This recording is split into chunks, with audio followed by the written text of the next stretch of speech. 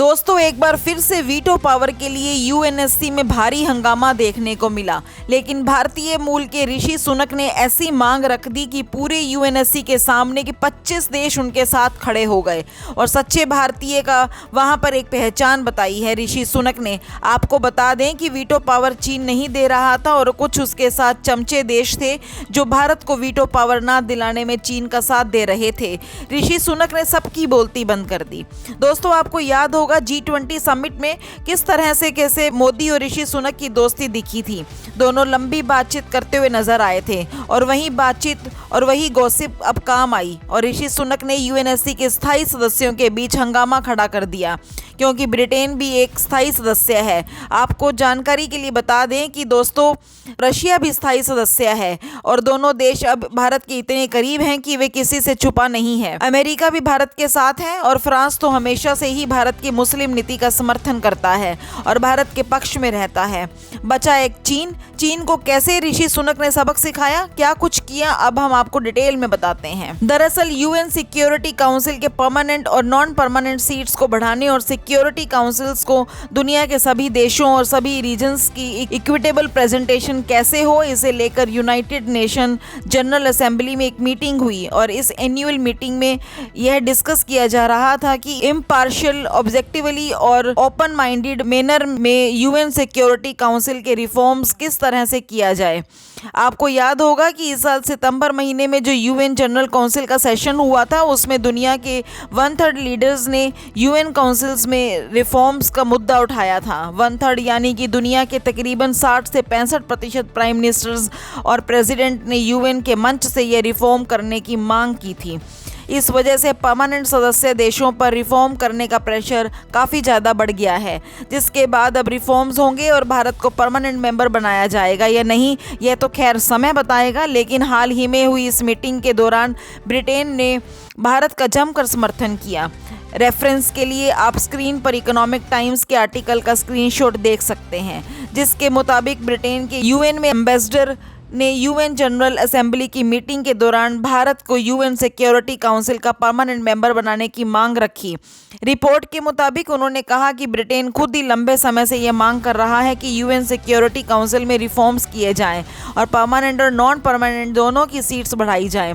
ऐसे में उन्होंने नॉन परमानेंट सीट की संख्या 25 तक रखने की मांग की, यानी कि नॉन परमानेंट मेंबर जो इस समय 10 देश बनते हैं, ब्रिटेन उनकी संख्या 25 तक कर देना चाहता है। वहीं परमानेंट मेंबर्स के लिए ब्रिटेन ने तो कोई नंबर नहीं बताया, लेकिन ब्रिटेन ने भारत के साथ साथ Germany, Japan, Brazil, African representations को परमानेंट सीट देने की मांग की। यानी कि ब्रिटेन के अकॉर्डिंग यूएनएससी के 10 परमानेंट देश मेंबर होने चाहिए और इसके अलावा वीटो के यूज को लेकर भी इस मीटिंग में काफ़ी डिस्कशंस हुआ। साथ ही रशिया ने यूक्रेन में युद्ध से संबंधित हर एक रेजोल्यूशन को वीटो किया है। इसके बाद अब कुछ देश ऐसे भी हैं जो ये मांग कर रहे हैं कि वीटो का यूज बहुत ज़्यादा ही बढ़ गया है, इसलिए वीटो पावर के अधिकार को पूरी तरह से ख़त्म कर देना चाहिए। यानी कि बस परमानेंट और नॉन परमानेंट मेंबर ही रहें और कोई वीटो पावर नहीं। इसका मतलब यह है कि परमानेंट भी आपस में वोटिंग से ही फैसला करें। दोस्तों ऐसे में इस खबर के बारे में आपकी क्या राय है? आपको क्या लगता है कि क्या वीटो पावर को सच में ख़त्म कर देना चाहिए या नहीं? इस बारे में आप हमें कमेंट करके अपनी राय जरूर बताएं और आपको बताते हैं इसी तरह की एक और बड़ी खबर। दोस्तों राहुल गांधी भले ही भारत छोड़ो यात्रा पर कई दिनों से लगे हैं, लेकिन सोनिया गांधी अब पकड़ी गई हैं चीन को खुफिया जानकारी देने के लिए। आपको बता दें कि राहुल गांधी भी कई बार अपनी भारत छोड़ो वाली सभा में यह बोलते हुए नजर आए हैं कि चीन से भारत को खतरा है और चीन से उसे बच कर रहना चाहिए। आखिर में क्यों इस तरह का बयान देते हैं? क्या उन्हें भारत पर विश्वास नहीं है? और सोनिया गांधी को कैसे अब जांच के घेरे में लेगी मोदी सरकार, आपको डिटेल में बताएंगे, क्योंकि अब सोनिया गांधी पर देशद्रोह के पुख्ता सबूत मिले हैं।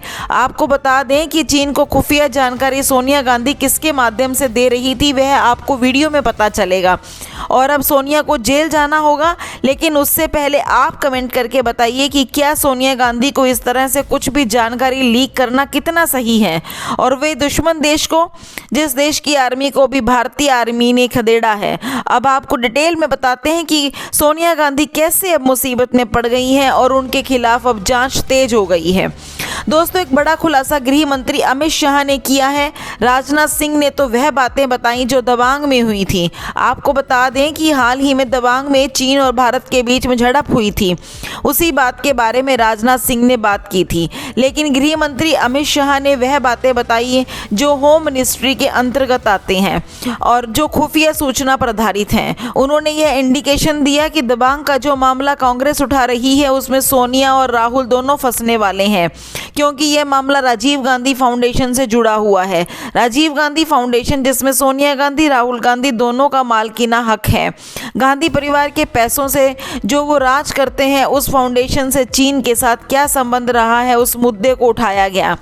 और उस मुद्दे को इसलिए उठाया गया क्योंकि संसद में इस पर चर्चा होनी थी कि राजीव गांधी फाउंडेशन का FCRA लाइसेंस क्यों रद्द किया गया, और इस पर संसद में चर्चा की जानी थी। लेकिन उस चर्चा से पहले कांग्रेस वालों ने एक नया मुद्दा उठा लिया है और वह दबांग का मामला था। दबांग में क्या हुआ, आपको बता दें कि दबांग में जो चीनी सैनिकों ने घुसपैठ करने की कोशिश की और जिसे भारतीय सैनिकों ने नाकाम कर दिया, उल्टा सीधा कनेक्शन का गुप्त सूचना के आदान प्रदान से है, जिसका सीधा कनेक्शन पहले की सरकारों से है, जो सरकारें भारतीय सेना की गुप्त सूचनाएं चीन को भेजती थी और जिसमें कांग्रेस भी शामिल हो सकते हैं। ऐसे में इसकी सूचना कैसे चीन को जाती थी और राजीव गांधी फाउंडेशन से इसका क्या लिंक हो सकता है, यानी कांग्रेस से क्या लिंक हो सकता है, और चीन की एम्बेसी ने राजीव गांधी फाउंडेशन को 2 साल के अंदर 1.5 करोड़ की रकम क्यों दी, यह सारा कहीं न कहीं दबांग की इस घटना से जुड़ा हुआ दिखाई दे रहा है, क्योंकि इसके लिंक उससे जुड़े हुए हैं। ऐसे में कांग्रेस सरकार के दौरान दबांग से जुड़ी खास जानकारी चीनी सैनिकों को मिली कि बारिश के मौसम के दौरान भारतीय सेना वहां से पीछे हट जाती है और उस दौरान कोई सैटेलाइट भी वहां की साफ तस्वीर नहीं ले पाती है और ना ही वहां की कोई जानकारी दे पाती है। इसलिए यह अच्छा समय है कि जब चीनी सैनिकों द्वारा घुसपैठ किया जा सकता है, और जब तक भारतीय सैनिकों को इस बारे में पता चलेगा तब तक चीनी सैनिक वहां पर जम चुके होंगे।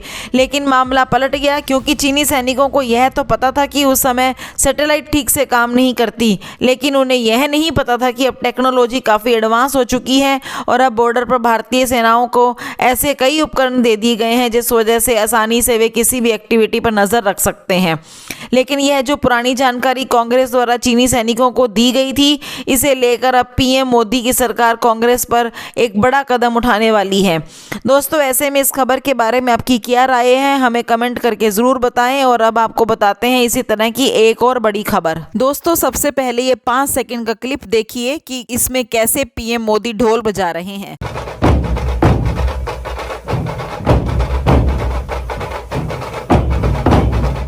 तो आपने देखा ना दोस्तों, ऐसा बहुत कम ही देखा गया है जब PM मोदी किसी पार्टी फंक्शन में पहुंचे हों और इस तरह से ढोलकियों के साथ एकदम आम इंसान की तरह ढोल लेकर बजाना शुरू कर दिया हो। दोस्तों, फिर से आप 10 सेकंड का क्लिप देखें और फिर हम आपको डिटेल में बताते हैं।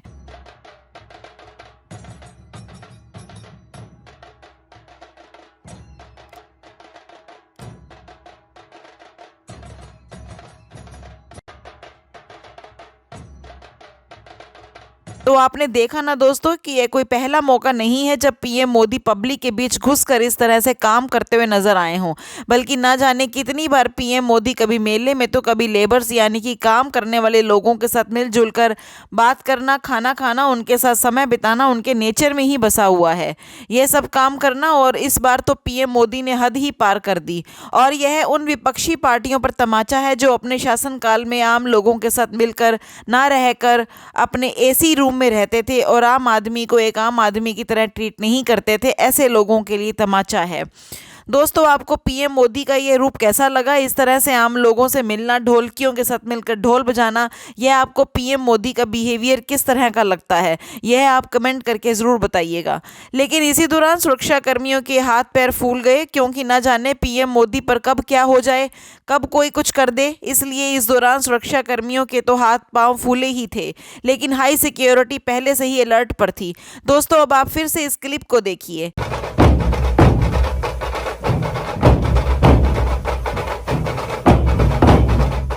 दोस्तों अब आपको पीएम मोदी से जुड़ा एक और किस्सा बताते हैं। उसके लिए सबसे पहले आप यह 15 सेकंड का क्लिप देखिए कि कैसे मोदी मेले में घूम रहे हैं और ये सब कुछ खरीद रहे हैं।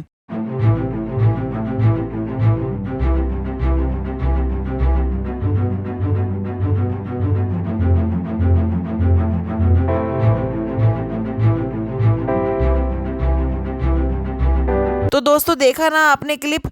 दोस्तों ये वाकया गुजरात के अहमदाबाद का है, जब वो यहाँ एक शॉपिंग फेस्टिवल का उद्घाटन करने के लिए पहुँचे थे। अपने गुजरात दौरे के दौरान उन्होंने इस शॉपिंग फेस्टिवल मेले का उद्घाटन किया था और इसके बाद वो इस मेले में घूमने के लिए निकल पड़े। तभी उनकी नज़र वहाँ मौजूद एक स्टॉल पर पड़ी। यह स्टॉल राज्य खादी ग्रामोद्योग का था और उस दुकान पर मौजूद खादी के आकर्षक कपड़ों को देखकर पीएम मोदी अपने आप को रोक नहीं सके और घूमते घूमते उस दुकान पर पहुँच गए। पीएम मोदी को अपनी दुकान में देखकर दुकानदार की खुशी का भी ठिकाना नहीं था। ऐसे में उन्होंने हाथ जोड़कर पीएम मोदी का स्वागत किया। फिर उसके बाद अपनी दुकान में मौजूद एक से बढ़कर एक शानदार कपड़े दिखाने लगा और पीएम मोदी जी बिल्कुल एक आम आदमी की तरह हर एक कपड़े को अच्छे से देख परख रहे थे और उनके इसी अंदाज ने वहाँ मौजूद सभी लोगों का मन मोह लिया। इसके बाद पीएम मोदी ने वहाँ से एक जैकेट भी खरीदी और फिर डिजिटल तरीके से उसका भुगतान भी किया। आपको बता दें कि पीएम मोदी ने इसके लिए रुपए कार्ड का इस्तेमाल किया। इसके बाद उन्होंने उस दुकानदार से हाथ भी मिलाया, जैसा कि आप वीडियो में खुद ही देख सकते हैं। आपको बता दें कि पीएम मोदी हमेशा डिजिटल भुगतान का बढ़ावा देने का संदेश देते हैं। इससे पहले पीएम मोदी का ये अंदाज सिंगापुर में भी देखा गया था, जब उन्होंने यहाँ आयोजित इंडियन हेरिटेज सेंटर में एक मधुमती पेंटिंग खरीदी थी। ऐसे में पीएम ने यहाँ भी रुपए कार्ड का इस्तेमाल करके भुगतान किया था। तो दोस्तों आप देख सकते हैं कि पीएम मोदी किस तरह से एक आम इंसान की तरह ही घूमते हुए नजर आ रहे हैं। ऐसे में दोस्तों आज की खबर के बारे में आपकी क्या राय है, हमें कमेंट करके ज़रूर बताएं और साथ ही इस वीडियो को ज़्यादा से ज़्यादा लाइक और शेयर ज़रूर करें। अब धन्यवाद।